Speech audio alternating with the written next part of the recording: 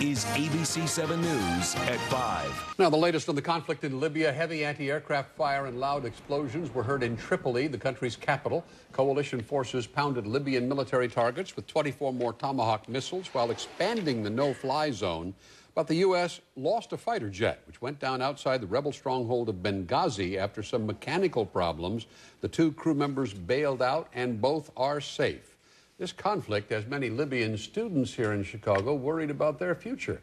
Funding for their education that was provided by the Libyan government has now been cut off. It's new tonight on the news at 5. ABC 7's Eric Horng joins us now with more on the story. Eric? Sylvia and Ron, there are thousands of students on Libyan scholarships studying in the U.S., Canada, and countries in Europe. It's estimated there are hundreds right here in Chicago. And now these future doctors, engineers, and educators find themselves stuck.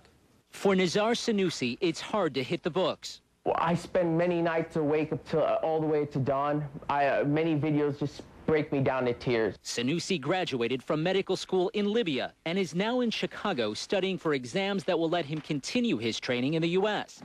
Weeks ago, when his homeland erupted in violence, the Libyan government, which was paying his tuition and expenses, ordered him and other students to participate in pro-Ghaddafi rallies in the U.S. I was infuriated.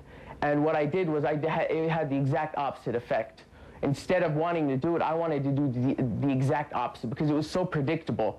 Sanusi was then told by email that his scholarship was in jeopardy.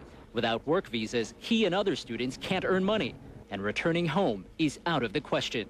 You can't even land on the airport. I believe the airports are shut down now, but a few weeks ago they were open.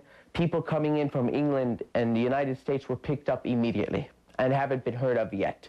The Canadian government has stepped in to help Libyan students in that country, promising to free up Gaddafi's frozen assets in Canada to keep funding the scholarships.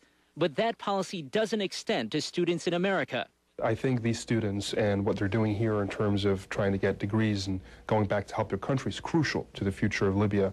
I think it would be a great initiative for the U.S. government to assist with the funding for these students. I'm embarrassed to talk about the money. I mean, people are dying in Libya and everything. But then again, we see ourselves as the future of Libya. I mean, when Libya gets liberated, we become a democratic country. These people, like us, doctors, lawyers, engineers, we have to go back and rebuild it. Fortunately for some students, their tuition and housing were prepaid, so they still have some time before bills come due. But the longer the crisis lasts, the more uncertainty.